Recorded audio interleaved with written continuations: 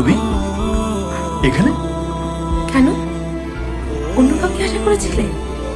আরে ধুর, আস্ত চাল যার হাতের মুঠোয় লুকিয়ে থাকে সে কি তারা ধরার জন্য হাত উপর করতে পারে? খবরদার, একদম কাছে আসবে না। এতই যদি মর্ম থাকতো আমাকে ঘন্টার পর ঘন্টা অপেক্ষা করিয়ে অপমান করতে পারতে না। বলো কি? কাকে? কাকে মানে? তুমি আজকে আমাকে রাজবাড়িতে আসতে বলনি? আজকে না তো, আমি তো আগামীকালের কথা বলেছিলাম। তুমি তাহলে ভুল শুনেছ। আমি ভুল শুনেছি? হতেই পারে না।